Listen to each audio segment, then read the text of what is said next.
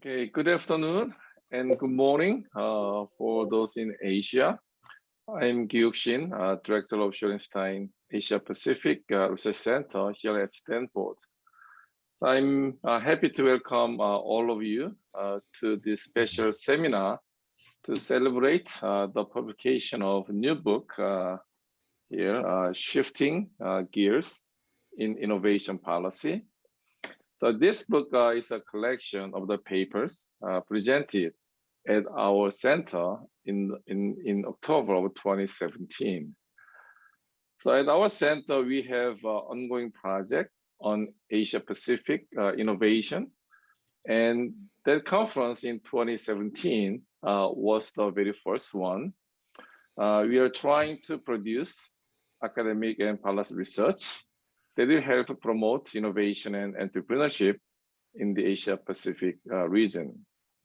So after that conference, we had two more, one in China in the fall of 2018 on the impact of public education and financial policies. The other one in the summer of 2019 in Korea on innovation, technology, and demographic change. So we are planning to do number 4 in Japan last fall, but due to the pandemic, we couldn't have one in Tokyo.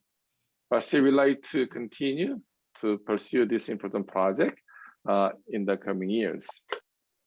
So today, we have an excellent lineup of speakers, and I hope you enjoy presentation and discussions. So now let me turn to my colleague, Yong Suk Lee. He led this part of center project that led to this publication. So Yong Suk will introduce our speakers and moderate discussions. Thank you again for joining us, and please enjoy. Thank you very much, Professor Hsieh, for the introduction. So I'm an economist with APARC and the Deputy Director of the Korea Program, and together with Takeo Hoshi, who used to be here with us, but is now at the University of Tokyo, and Kyuk Shin, our director, had the privilege of convening scholars at Stanford and Asia to hold a conference on Asia's innovation. And ultimately edited a book based on the conference, which came out earlier this year.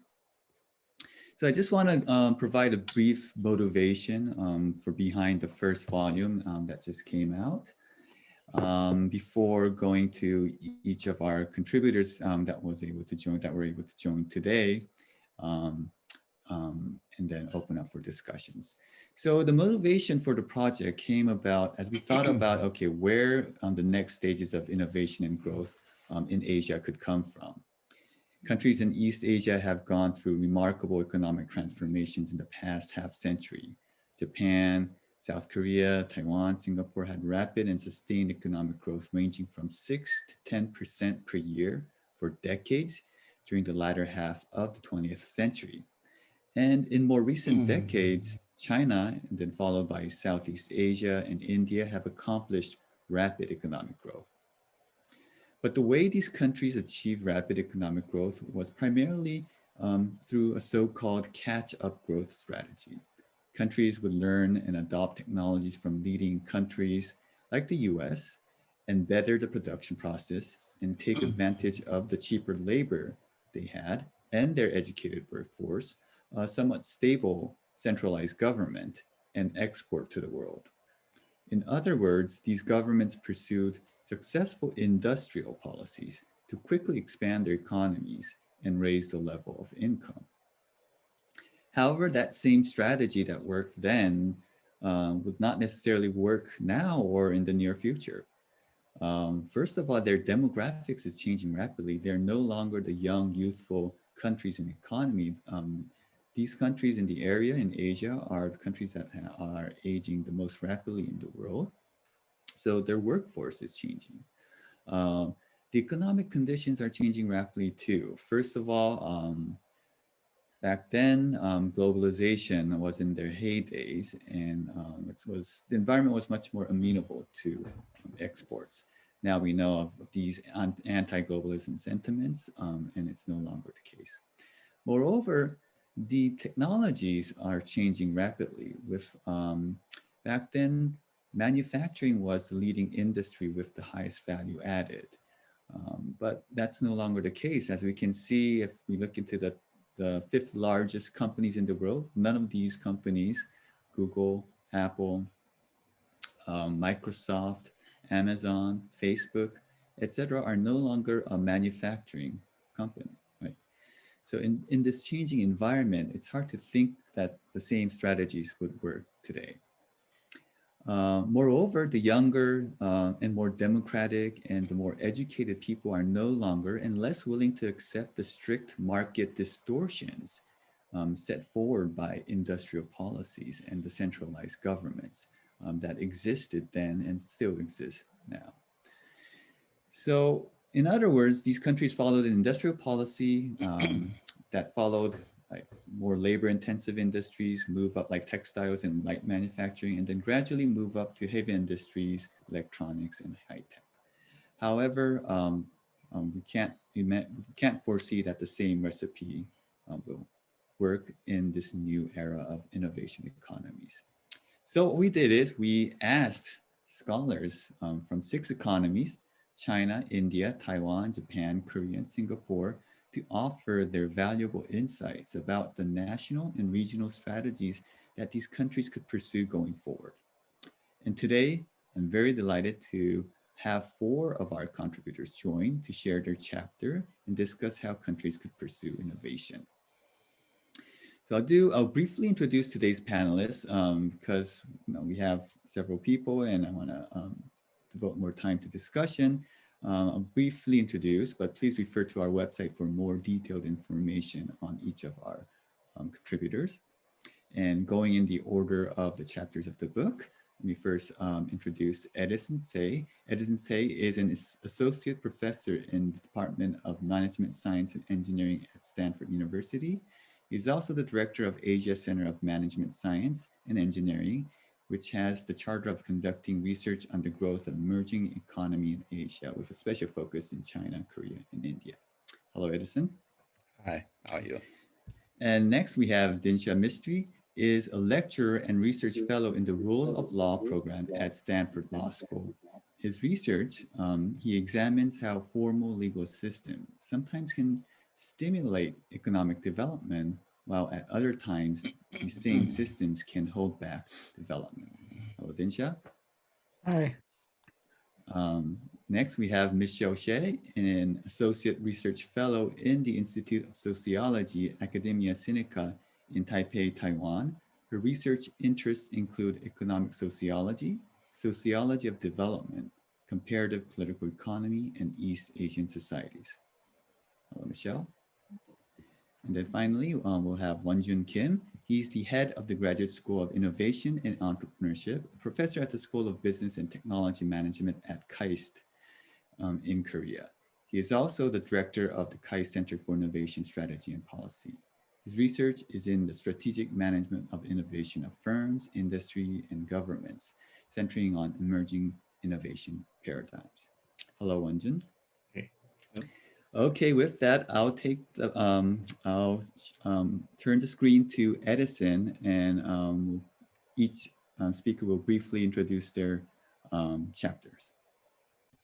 Hi, my name is Edison Tse. I've been doing research on China development since 2003, and I've been also doing a lot of lecturing in China, and also have a lot of programs researching and training a lot of the Chinese executive way back in 2003. Okay, so today I'm going to share with my chapter, which is the topic or the title is China ready for the next disruptive innovation? So first of all, what is the disruptive innovation? So I want to explain it a little bit briefly on that, and then go. So the main theme of my chapter is to analyze China's success and economic development from an entrepreneurial point of view of disruptive innovation. Okay, so it's a point of view as an entrepreneur. We say that actually China development is not following the classical sort of economic development that everybody sort of study. Is actually going from an entrepreneurial point of view. And so first of all, I want to do is a new framework that link the innovation with economic development. And then we'll use a new framework to explain China's rapid growth from 1978 to 2006. And then lastly, what I want to do is at the time when I wrote the papers from the point of view 2007, use the framework to assess whether China is ready for the next disruptive innovation that will induce a new economic growth. First of all, I like to redefine innovation. So people always refer innovation more technology innovation. So I would say technology innovation is more discovery and invented based on science. And I divide it into technology innovation and commercial innovation. Commercial innovation is provide new value. And the further commercial innovation, there are two types of innovation. One I call incremental, sometimes people call continuous innovation, which is improved on the value in the value chain, which is optimizing economic performance within the current structure. Disruptive innovation is where we're introducing a new value proposition that trigger the formation of a new dynamic formation of a new cluster of interconnected value chain, or sometimes we call it ecosystem, to realize the value. So one is optimizing with the current structure. The other one is strategically build new competitive new structure. And they build it basically using the framework is using like a platform. So, and then the platform, drawing the platform, linking many different economic agents together and create economic value. And the platform can be at different level. It can be a national level, it can be a regional level, it can be industrial level, or it can be a firm level. And the coverage of the platform is where it touches is the ecosystem. Is everything was covered by that, and the ecosystem can be global and country level or regional level. And in many of the business literature, the platform are basically initiated at the industry and the firm level. But I'm saying that that this platform can actually initiate it at a different level. Okay, so there's a linkage between the incremental innovation and disruptive innovation. Is that one is that it sort of grow up and sort of like a logarithmic, sort of have a growth, but then it will level off quickly. The other one is sort of take some time to get noticed. So it will take some time to develop because it's a structure created a new structure, so it will take time. So you don't see it in the very beginning. It will take some time before you can notice, but once it becomes happening, it move up like an S-shaped curve. It's sort of very like an exponential curve. But then it will also be saturated after a while. So the question is whether we have continuous one after the other disruptive innovation to give the whole economic growth. Now, for the disruptive innovation, there are difficulty, right? The major difficulty, there are several difficulties. One is that you need to have a mind change in this mindset. So because in order to do a disruptive innovation, you need to have everybody supporting on that direction. You need a grassroots movement. So you need to sort of change people's mind. People's mind has to be changes to get on that, that thinking. So that's one difficulty is the mind change, right? It's a mindset. So you need to unify the mindset. The second difficulty is that it's unquantifiable risk. You don't know where it's going to be. So, so the way, just like that you're starting a company, very much like your startup, that you have unquantifiable risk. So entrepreneur, what they do in dealing with the unquantifiable risk is that what they do is that they do a small scale experimentation and then seek truth from the facts before you roll out. And if you notice that the China policy, they are basically, there are no policy sort of with a big study on the policy and roll out. They actually do a very small scale experimentation. And when they find out the truth and they're successful, then they roll out the policy. Now, in order to roll out everything, you also need support, the infrastructure support. Okay, in development, for example, you need ports, you need roads and trains and things like that. So you need to have a supporting infrastructure. To all disruptive innovation need a supporting infrastructure.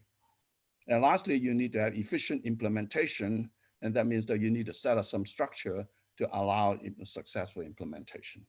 So I'm going to follow the three to describe actually the China policy. They gone through two disruptive innovation. The first one is started in 1978, and this policy is actually an open door policy, and this is a platform that initiated at the national level. And what is the mindset? The mindset at that time is getting people out of poverty. Everybody want to get out of poverty. China is poor, so Deng Xiaoping mobilize everybody, get the mindset, and move in that direction. And what they do is that they small scale experimentation, and they do creative imitation. They do a small scale experimentation in one place, and if it's successful, they repeat it and roll out in the other places.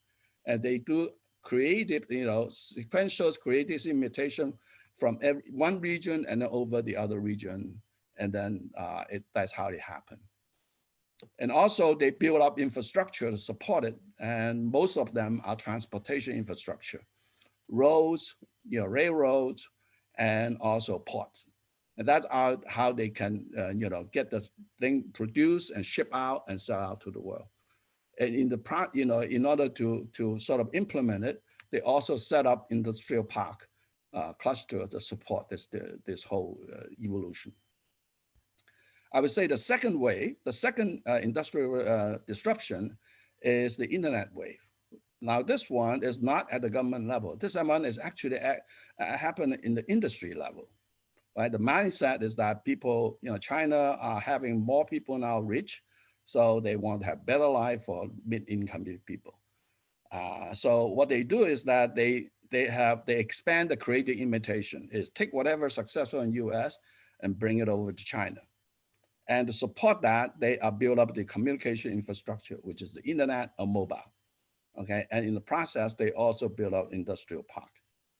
And you can see that the curve in here are indicating that the dotted line one is the when it started, but the solid line, the solid arrow indicating where you can actually see that the result of that, because in the very beginning you don't see it. So it there's a lag between what is first started and when it's actually realized. Okay, so that's the two times now China has. So one thing that over this period, there's a few things which is sort of everybody accepted in China. Okay, one is that it's okay to imitate. And so innovation is not that you cannot innovate, you not copy or cannot imitate. It's just that as long as the imitation, you're creating new value, then this is the innovation, right? So it's really not what you do, whether it's new or not, is whether you're creating new value. So creating value, new value is the whole purpose of innovation. In other words, creative imitation and disruptive innovation is not in conflict at all. So they have been practicing that. And so they first of all created over the era, over the region, over the industry, over, across the level. And that's why you find that they've been popping over, around and doing things that it's surprising that they have not been doing before. And also, they also realize that infrastructure play an important role in the development, okay? And also understanding the culture, political, social, and economic environment is critical for success. Okay, start with creative imitation, but then also what they do is that they start with creative imitation and then disrupt by crossing the industry. They disrupt one industry to another industry and create new infrastructure that leapfrog the old one. For example, they are now more advanced in mobile payment and all these things, right? And so this is indicating starting from the e-commerce and then they're going into the mobile payment, which is more advanced than anybody else in the world. Okay, so what is the situation now in 2007? Well, China is, in 2007, what happened, well, China is the second largest market in the world. And also the fast economic growth also introduced a lot of pain problem. unique in China. For example, the environmental problem and many of the other pain problems that they would have tried to solve. And many established firms in China are facing stagnation, and they are looking ways to break through. They're looking ways to create another disruption into the market. Creative imitation is well accepted in China.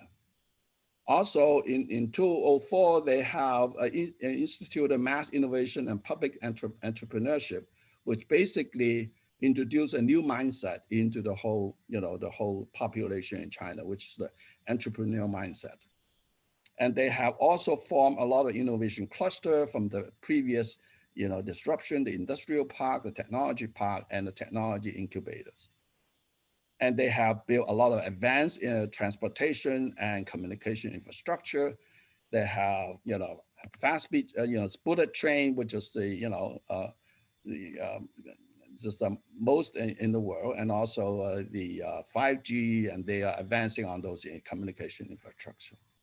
So all this as a background, then we ask the question, is China ready for a new disruptive innovation? If they do, what is the path? At that time, when I wrote the paper, I said, I anticipating there are three basic three-pronged approach which they are ready to do. Okay, one prong is that they continue doing the creative imitation that they've been practicing before. The second prong is that they would take some of the current existing industry, they would disrupt it, and by adding new technology, they would break through in many of the other area like the green energy and all the others. Okay, and then they will build, more advanced sort of infrastructure that allow them to improve their domestic situation. But I think that the third one is that they will leverage their experience, their development experience, to help emerging country to construct infrastructure and then follow by the market, which is One Belt Road Initiative. And this is a diagram in which I sort of summarized at that time, which I anticipated. I think that they're ready to do it. Some of them is already starting, but I anticipated in about 10 years, I think that some of these would be realized. Okay, so I'm saying that, in order to look for the development, you're not looking back on what they have been doing, but I think we have anticipating on what they will be doing. And that's the only way you can try to, sort of anticipate what China will be doing in the future. Let's move on to our next panelist, Dinsha. Thank you very much. I'm going to be talking today about India's software industry. India is a little bit different from East Asia. It's a lot different from East Asia in several respects. The most important, I would say, in the context of this talk, is that India never really has succeeded at doing basic low-end manufacturing. So even today, it's about a quarter of the economy. Manufacturing is, it's largely a service sector economy. About 60% of the economy is focused on service sectors. And the crown jewel of that portion of the economy is the software industry. So that's why I thought I would look at that for this book. Where did India get something right, basically? So we see India having a robust software sector. It's about 10 to 12% of the GDP.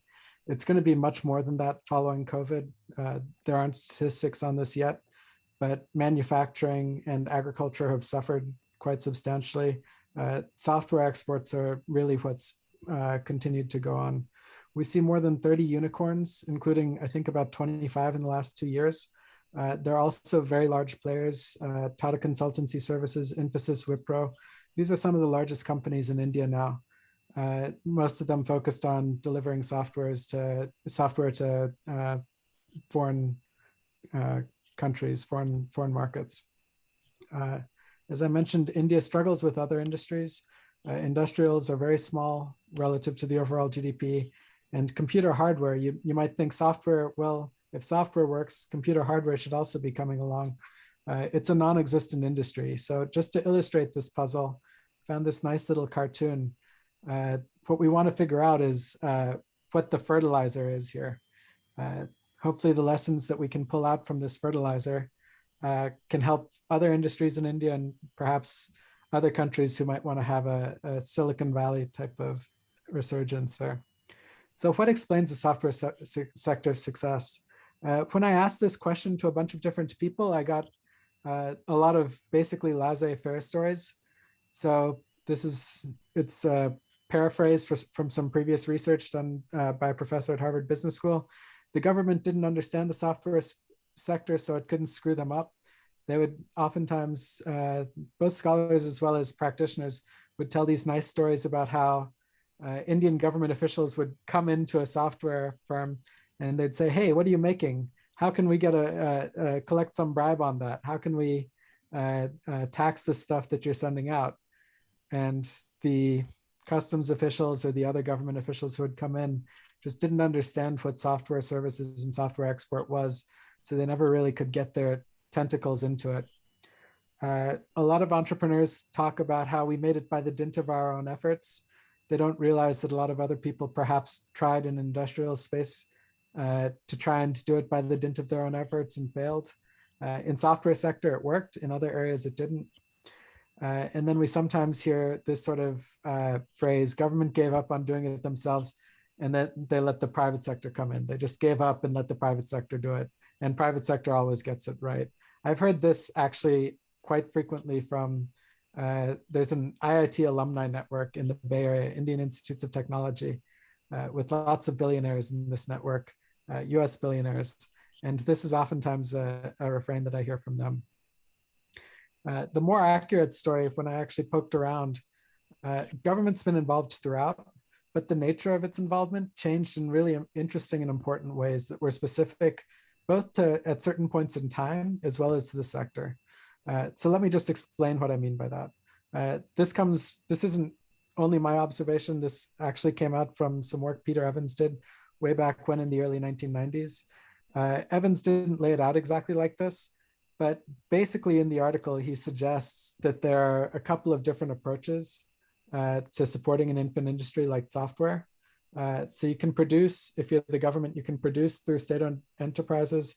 You can protect from outside competition, right? So produce and protect is oftentimes a very popular model. You can also sometimes protect private sector rather than SOEs. You can positively promote the private sector, which doesn't necessarily take the form of protection. It's a different style. And then you can also just, Evans certainly doesn't mention this, but you can do laissez-faire. You can just get out of the way. This is a useful sort of framework for how we can understand the Indian software sector. So pre-1984, India was pursuing a produce and protect regime. They were really focused on a few state-owned enterprises, both for software as well as for hardware. India was trying to make its own computers and its own computer chips. The government itself suffered from serious coordination issues. So this isn't about software, but in the hardware space, they recognized the need for semiconductors, that would be a huge industry from the mid-1960s. It wasn't until about 1980 that a government committee actually voted together that semiconductors would be a good space to explore. And that was just because they needed to get so many permissions from different ministries. They needed to have the right people in the committees.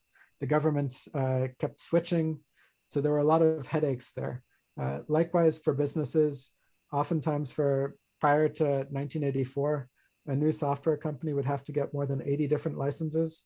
And that oftentimes meant going face-to-face, government branch to government branch, getting permissions to start a business. And that was specific for software. Other businesses to this day are still much more difficult or just as difficult to start. Beginning in 1984, the government introduces a series of policies that are supposed to coordinate the space in software and in computer hardware. They do all kinds of things in terms of tax. So software companies that are exporting don't have to pay taxes. They build a huge amount of infrastructure for software and computer hardware exporting companies. They create special economic zones and other kinds of industrial parks. Typically, this is led by state and local government. And then one of the big things that they sector is that they guarantee any contracts. So if a foreign company signs on saying, hey, we want to hire an Indian software firm, the Indian government actually backed the contract. If you're not happy with the software firm's work, we'll make sure that you don't bear the risk on that. You'll get the right product. What's interesting is this isn't a national champion story. They're not protecting a few big players. They're actually working with the software sector as a whole. Lots of really small companies. At the time, Infosys, for instance, in 1989, they'd nearly gone bankrupt. Very small company. By the early 1990s, they're, maybe 100 people, 200 people in their shop. It's a very small shop. Now it's a huge company, hundreds of thousands of people. There weren't companies like that in this space at the time. They were promoting the sector. They weren't choosing a few big champions. One of the interesting observations I make in the chapter is that nearly identical government promotion aided the software industry, but not the computer hardware industry. There's no computer hardware industry to speak of in India anymore at this point. And that's something I touch on a little bit in the chapter, and I've been exploring in subsequent work. Just to wrap up, I think there are three takeaways here. India's software miracle, it's not a laissez-faire story. Government involvement was actually very critical for various stages of the software policy that they pursued. And I talk about this in the book chapter. If you want specifics and details, you can find it there. It's also not a produce and protect story. It's not, say, a typical industrial policy story where the government chose a few players and was well coordinated in making sure that those players won the game.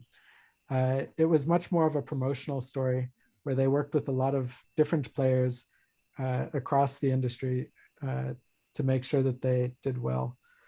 One of the things that we observe, or that I observed, is that because the government still wasn't very coordinated in this space, the promotional policies that seemed to work best or resonate the most were things where you didn't need permission from various actors within the government. It was where one ministry could give some kind of perk or emolument and back something without trying to make sure that everybody else got on board. Government coordination still to this day, I think, hampers most industrial as well as economic policy in India. And so learning from the software sector, I think, gives us some ideas about, at least in the services sectors, where India might benefit from future innovation policy. So with that, I'll just wrap up. Got a nice picture of an old computer from India. Actually, a Stanford professor, Geo Wiederhold, he was sent to India for a couple of years to help install this computer. So thank you. I'll pass it back to Yong. Before moving on, actually, there was a specific question to you, Dinsha, that just came from the audience. So I'll just read it out. And I'm not sure if there's an acronym there, but how did the government backstop the PVT contracts? What instrumentality was employed? So is PVT, I'm not sure what, do you know? Assuming that's the private contracts. Okay, yeah. I see. Sure. There's a really nice paper on this, actually. They got into it by Abhijit Banerjee. He won a Nobel Prize for other kinds of things, but before he was doing randomized control trials, of all things, he was looking at contracts involving Indian software. So what the government would do is they would usually organize these kinds of trade shows, and say you'd go to Germany or the US, they'd bring a bunch of Indian software providers there, and then they would strike contracts where the government would put in a provision saying that they would essentially ensure that if you were unhappy with the product or with the service that was offered, that you'd be able to recoup your money. And if you weren't able to get it from the company that you're getting it from, I believe the government had a separate fund for compensating in that space. So that was a strategy. So thank you. Okay, thank you very much. So we've heard these two national strategies, changing mindset, and then a very more focused, an industry-specific strategy from India.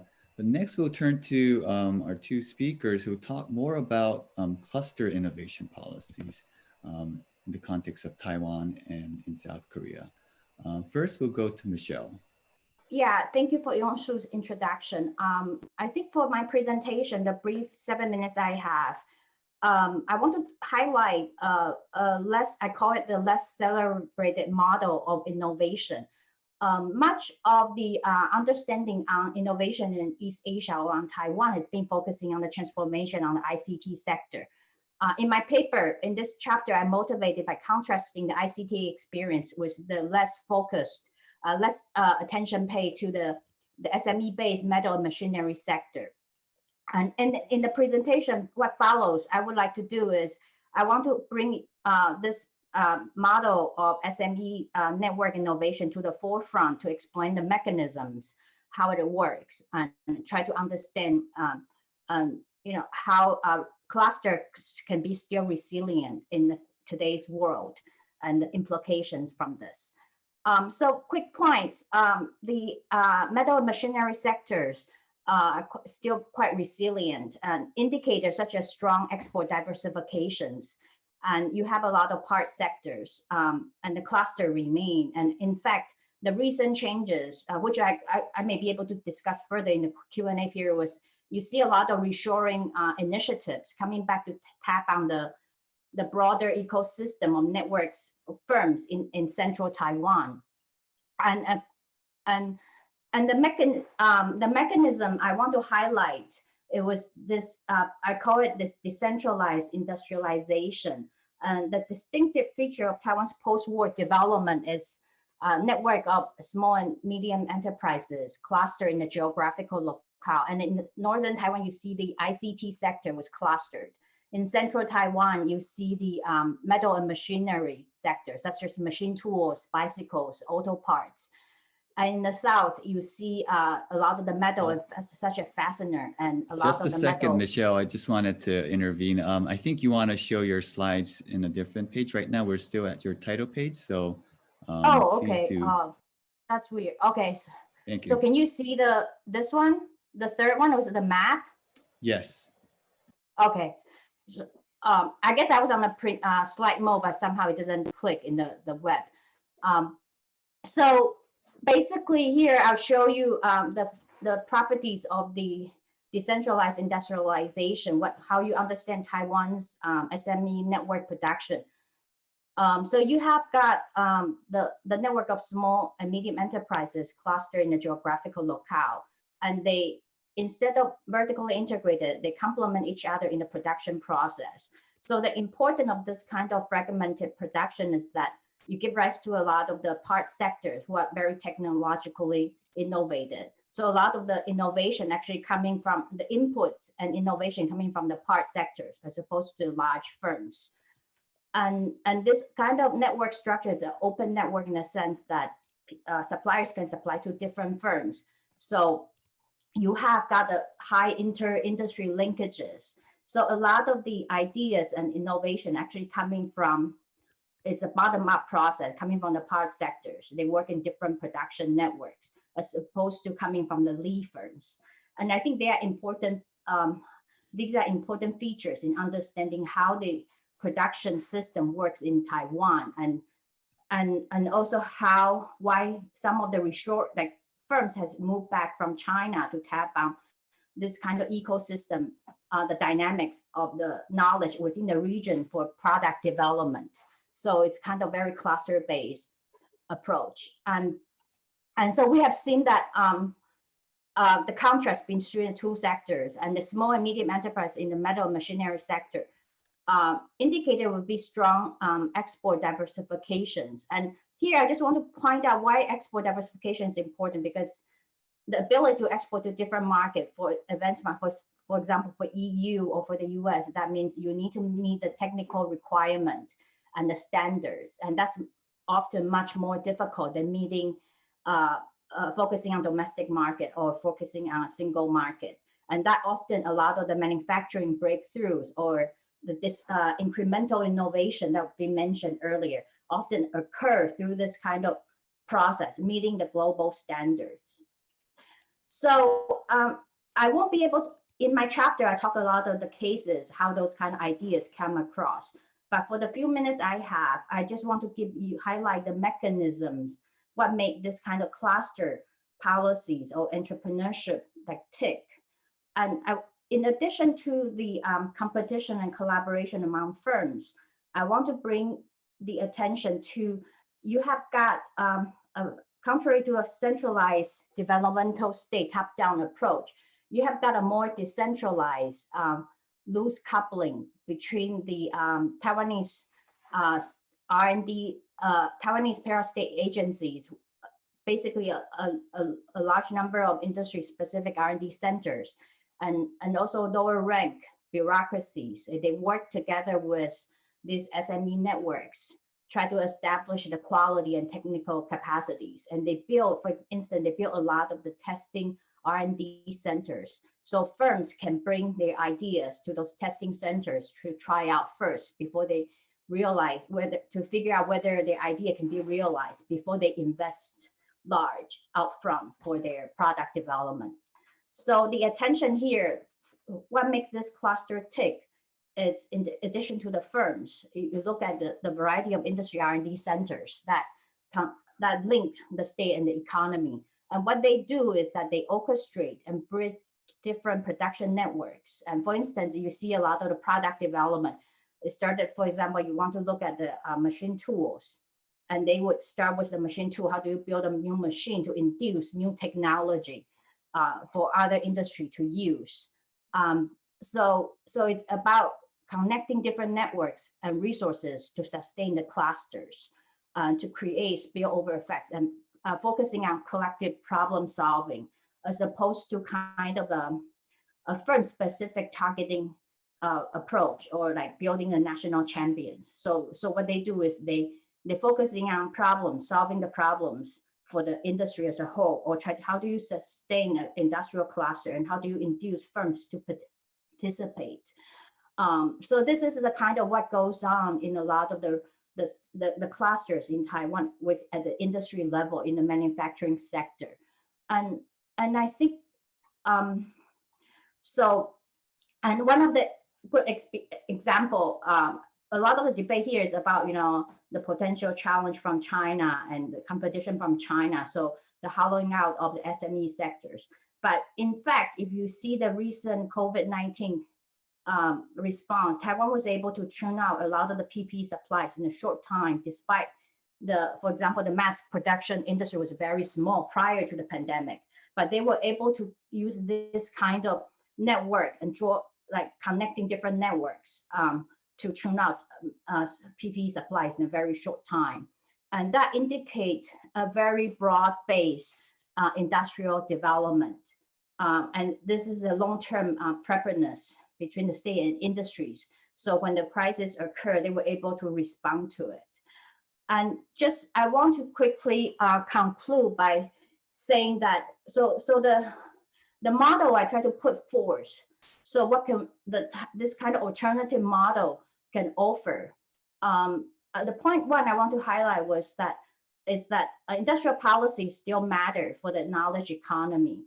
And it's a different kind, that instead of looking for new industries, targeting new industries, it's actually more about how do you cultivate a broad-based entrepreneurship that's congruent with the kind of decentralized structure we have today.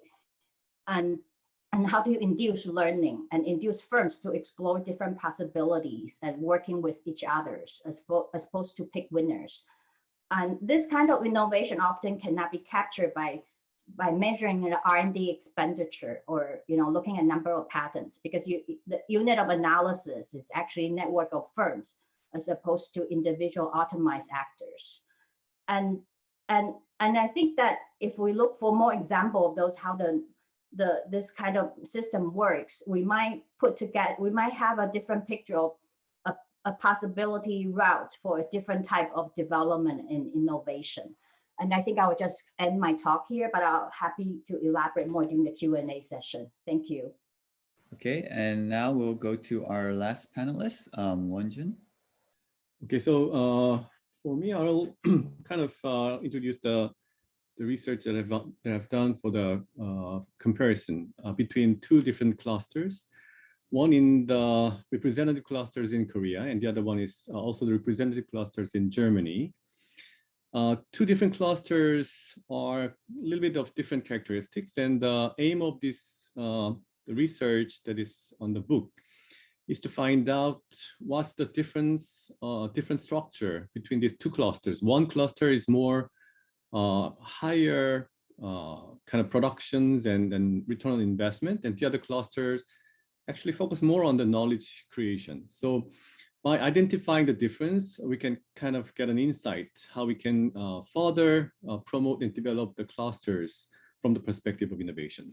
So this is a comparative study on the triple helix systems in South Korean and German innovation clusters.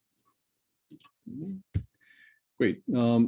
So many times we see the clusters, how many firms are created and how many kind of revenue has been created in the clusters. But I try to focus on the effective communication collaboration structure within the clusters and what's the difference.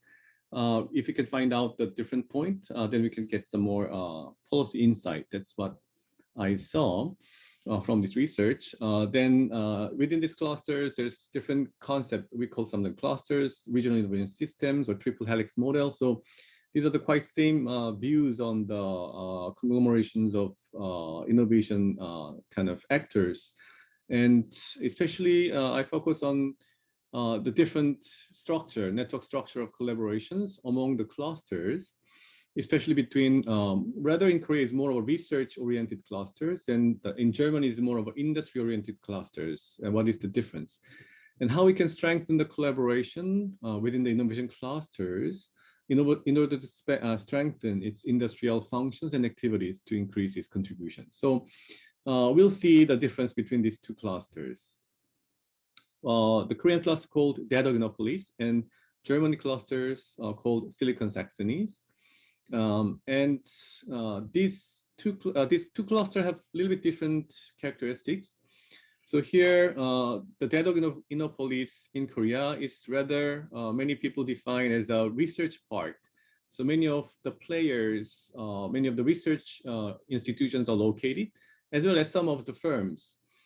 In the Silicon Saxony in Germany, they are rather called industrial park. In this industrial park, they actually also include some of the productions and other development functions within these innovation actors.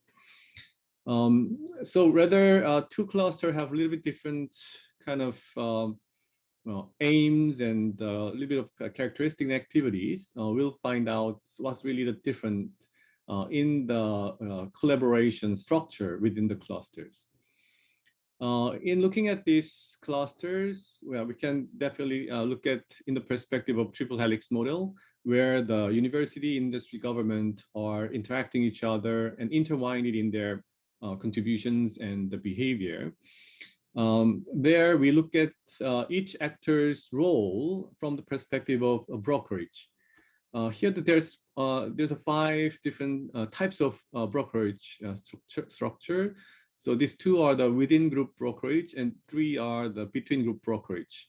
This is coordination roles and consulting roles and gatekeeping roles and representative roles and liaison roles. So we'll see how these university, industry, governments are doing their roles in this brokerage roles perspective.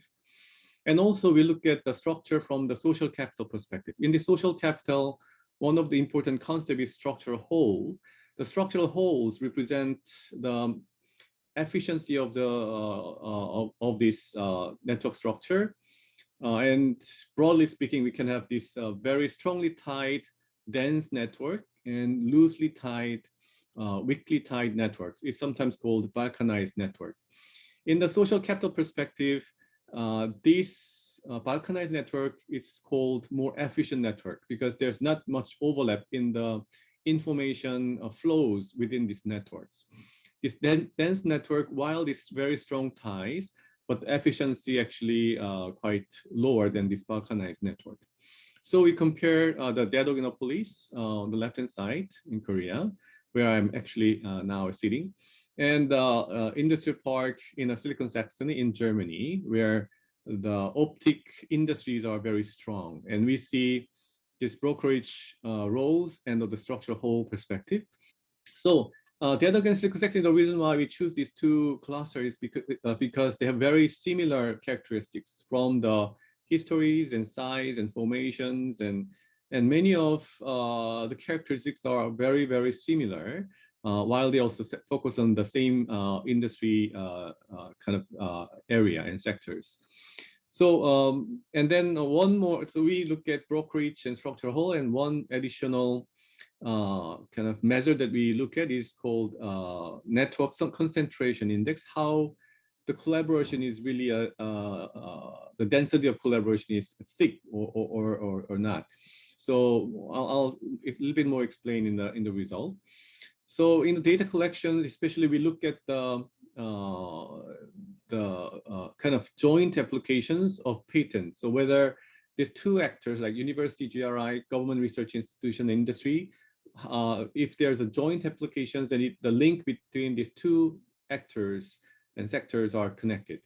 So we actually analyze their joint applications of patents in this Dadoghinopolis and the Silicon Saxony, with many of different similar size of the number of university GRIs and industries. In the network of the Dadoghinopolis, they're more rather research park, and their network structure is rather dense, while Silicon Saxony is very sparse. So just by looking at the graphical way, we find that the Silicon Saxony is more of a balkanized, and the structural whole perspective, social capital perspective, it seems more efficient in their structure. And when you look at their network indexes, you can see, let me show you the graph from the index, that the degree centrality means that how many actors you're collaborating each other for one university or industry or the government research institutions. As time goes on, it's growing very, very fast. It means that your collaborating institutions are very, very diverse and increasing a lot. On the other hand, Silicon Saxony is quite saturated and quite stay in the same level.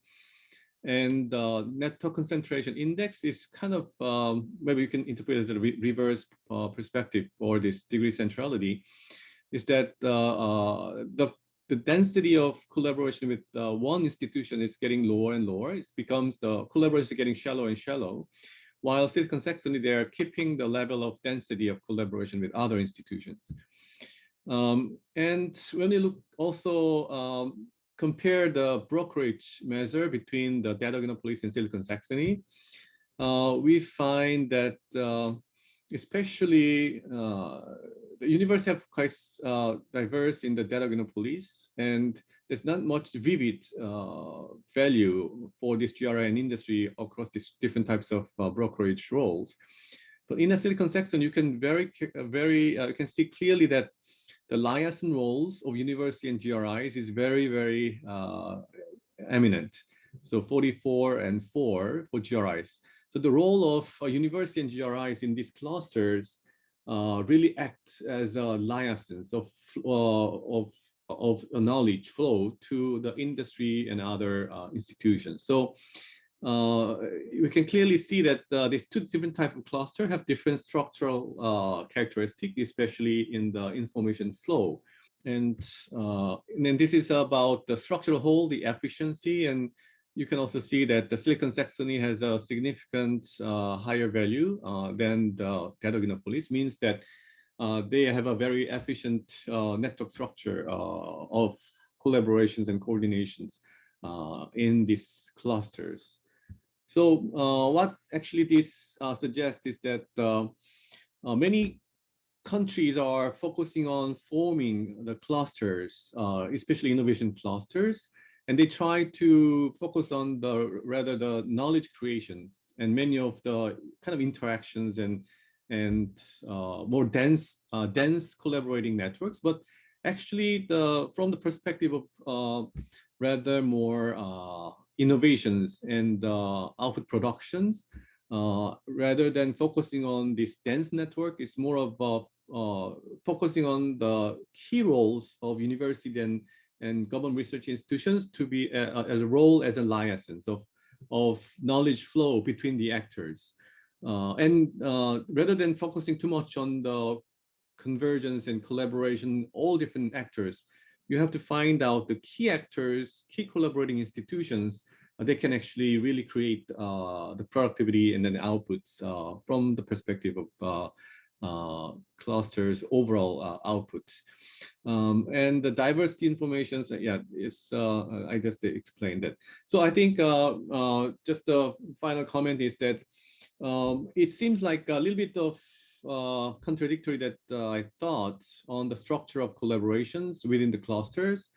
I think we need to focus more on this efficiency and efficiency of communications and collaboration within the clusters to foster the clusters to further develop as a productive innovation ecosystem and clusters within the regions. That's one of our kind of conclusions. So I think many of Asian clusters focusing more on this knowledge dense clusters, collaborating too much on all different variety of institutions. But I think we need to focus more on the focused collaboration within the institutions. Yeah, that's my conclusions. Thank you very much. Thank you all. So we had this very interesting perspectives, first at very high level, national strategies towards innovation, then talking about cluster policies and the importance of networks for innovation. But first of all, the nature of publication and conferences, we met quite a while ago. And there's a lot that has happened since. Not just COVID-19, but in some sense, there's the growth of the tech sector, especially in new technologies, for instance, artificial intelligence, and new technology platforms. So in some sense, and another major force that's been changing is the rise of anti-globalization sentiments around the world. Now, if we take these things into this development, into consideration, what do you think, or what would you adjust in terms of the key aspects of innovation policies for the regions that you've studied for? And for this, I would like to hear something more concrete. Now, we've talked about high-level specifics, but really distilling it down to, it could be a very specific policy if you want, but taking these new changes into consideration, how these countries have responded, or what your suggestions might be. Well, I will jump in first. Sorry that I couldn't share my screen. I forgot to share my screen. But I think that there's a lot of going on, obviously, in the last, since 2017. One is, I would say, the big thing is the geopolitics that's going on. And there will be a big shift in supply chain, restructuring of supply chain, something like that. And COVID-19 is obviously making a lot of impact changes. But I think technology front, a lot of people felt that technology is, okay, I have 5G, 5G technology, but it's not just 5G technology. I think that 5G is more of, I would say, as an infrastructure, technology. And the infrastructure have a lot of impact on creating disruptive innovation. In other words, with 5G, that would be, actually 5G would be a catalyst for a lot of the AI application. So with a much better communication, there's a lot more room for doing all those things. So we cannot take each one in separate, right? They are all connected in a certain way. And I'm worried about the fact that, we've been sort of, we are not letting the supply chain constructed in the more, I would say, from the economic point of view, and it's more from a political point of view. That would have a lot of impact. That would have a lot of changes, and it would have a lot of implication all over the world. So I would think that the 5G and the AI obviously are the two technology, but a lot of the healthcare, would be changes quite a bit, especially healthcare system will have to restructure and changes. And I think that country that would be able to, sort of deal with pandemic in a more effective way, people would find that it's more, safer to put the supply chain over there, and people, countries which are vulnerable to it, I think would be facing a lot of different, I would say that there will be some danger. So I think that those are is not the COVID-19, is not, what's happening now, but people perception on how safe it is to where you build the chain. And also because of the fact that of people closing up, sort of not letting everything, like I'm not selling you this, I'm not selling you that, actually impacting a lot on, on the supply chain. Like the China now, they have a strategy. Basically, they have two loops, right? One is the internal, the chain will be internal. The other one is external. So I think that will be creating, that would be, I think what's happening. I think that most of the country are sort of going into that. I think that has a lot of implication from a national point, in the global point of view on the innovation. Can I just quickly comment on, I just want to respond to your question by saying that I think that in the new, let's say the new era, either it's a post-pandemic or in the current, technology race, I would see that for a country, it's much more decentralized. We're in a much more decentralized world. So policies would need to be more congruent to that. How do you facilitate this kind of knowledge flow or network flow, production flow across different sectors, as opposed to target industrial targeting? The old style was industrial targeting, looking for the next cutting edge industries. But I think that now it's through combinations, you have a lot of different possibilities. So the policy should be induced this kind of brokerage and internetworking, as opposed to industry specific targeting, or building national champions. Yeah, adding to Michelle, I think this decentralized or deglobalized kind of era, I think here in Korea, we are also discussing about, we are entering into the era where we need more, rather again, industry policy, like we've been missing for the past few decades. Whether we let the market and the firms do whatever they want to do to make optimal level of their activities, but now in the decentralized and more deglobalized era, I think more and more countries need to approach rather national level of industry policy is important. A strategic approach of fostering some certain key industry like in the US semiconductor industries and many other 5Gs, and these are getting more strategic assets for the country. So I think in the new era, we need a new approach of industry policy in the coming few decades. But this is interesting because it's, in some sense, we think about, okay, we need to let government take a backseat and let the firms really charge with innovation. But also there's like, we've been hearing that, even in this new era, there's actually new directions that needs to be set and the government can play a role. So Dinsha, I want to ask you this because you've studied the software industry in India. What's your take on this with these new technologies? Is government industrial policy related to this new technology sector important, or what would you suggest? Yeah, definitely. So I think that what's nice now is that the software industry itself, it's matured to the point where there are larger players and there is a very active software industry association that can connect with the government and say specifically both what's good for the sector as well as what's good for the larger players. So that feedback can shape how the government responds, and we have seen that be productive. I think there is still a lot of room for improvement, however. So with the Indian government in particular, a lot of the money that they spend on innovation and on R&D, it's actually quite substantial relative to its overall government budget. A lot of that money still gets directed towards government research labs and agencies, still in a very vertical, top-down, very large organization sort of setting. And for the most part, that innovation doesn't really come from large organizations like that, right? Comes from usually smaller teams working and competing against other small teams, sometimes through peer-reviewed meritocratic funding processes, sometimes through other kinds of competitive ways, sometimes through private market sorts of angles. Most of the Indian government support for innovation is still routed towards this very, very anachronistic bureaucratic structure.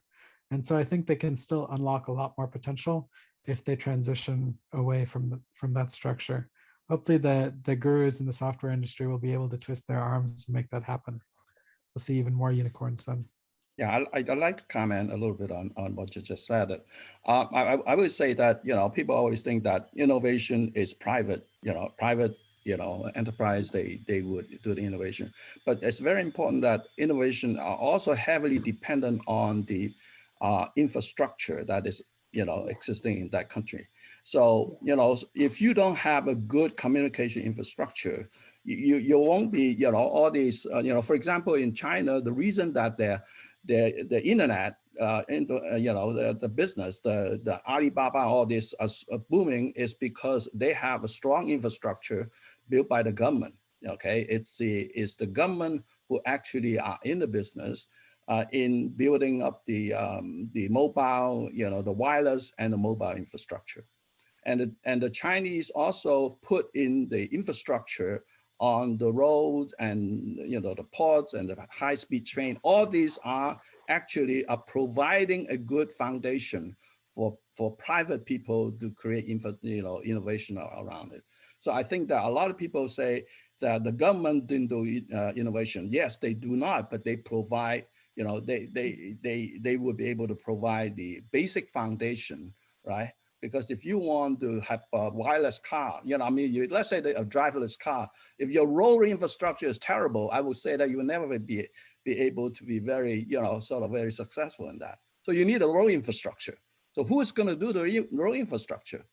I don't think that private company would do a very good infrastructure, because the private company is not that, it's not their profit, like the Chinese. The Chinese build so many high-speed trains. People say, well, they're losing money. Yes, they're losing money, but they are connecting all the region and let all the region to be, create their own local innovation. And they make money not on the high-speed train. They make the money on the tax and all the other revenue because of that infrastructure. So I want to bring the fact that it's an interplay between what the government and the private enterprise is doing. I think that too much emphasis and leave the government out, I think that lead to a situation that we have a poor infrastructure, then you are limited on what kind of innovation that you can have. Yes, I think we can echo that point. Even in the US, there's these new initiatives to set this. Right, we have this new initiative that we have to build infrastructure. So if we don't build infrastructure, your innovation will be capped, right? Will be limited. Yeah. Okay.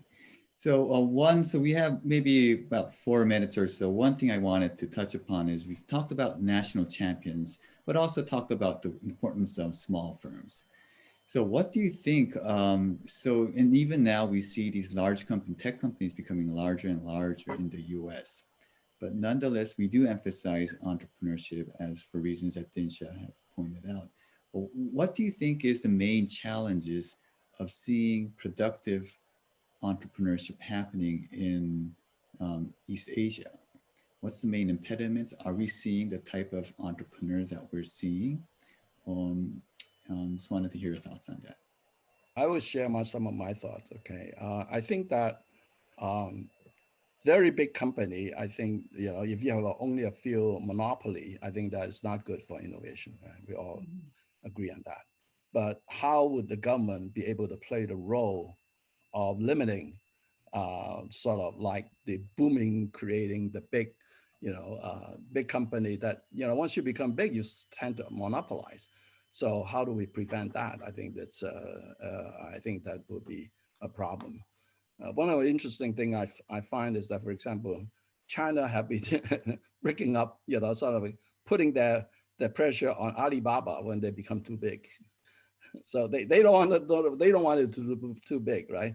The end finance, they don't want to go, because I think that also would be something what they are trying to prevent what's happening.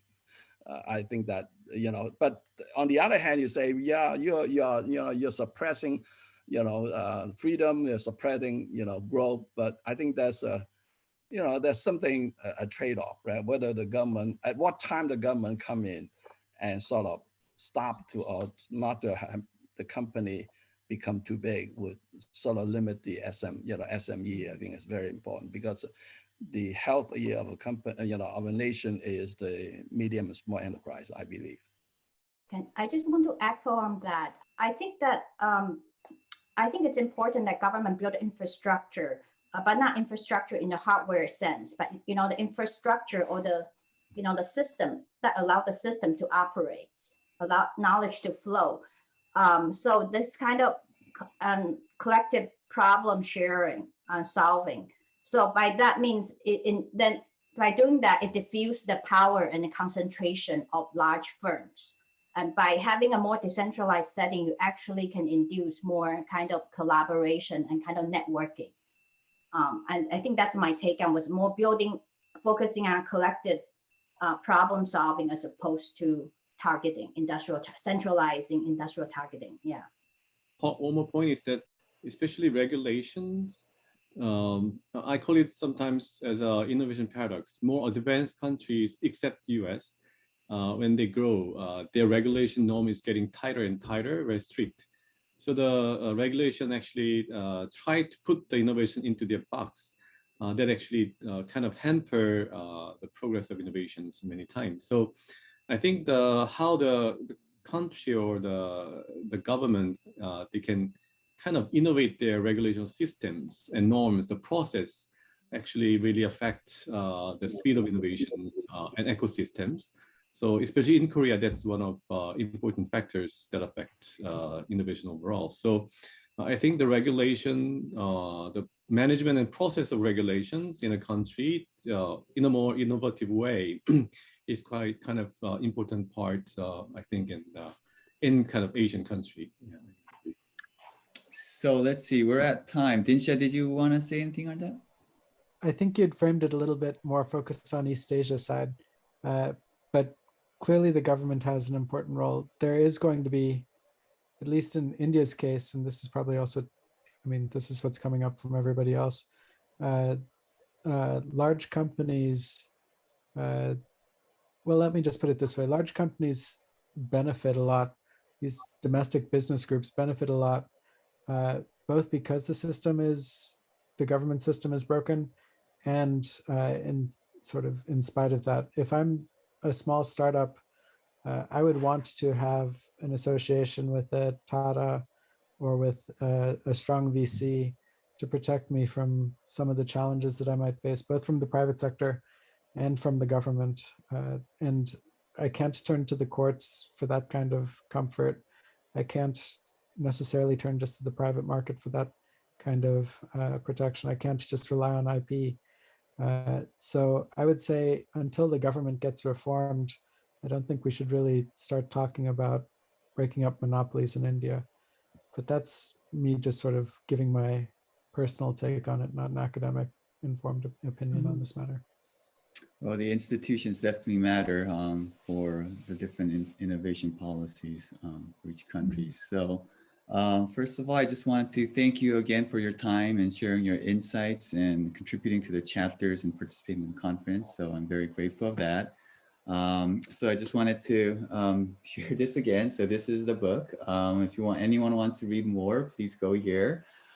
It's available on Amazon as well. And the Asia Development Bank has actually promoted this book. So those who are connected to that network may be able to find that in their Development Asia blog as well. So once again, thank you for your times. And I hope we'll be able to see in person next time and discuss some more in detail. Thank you.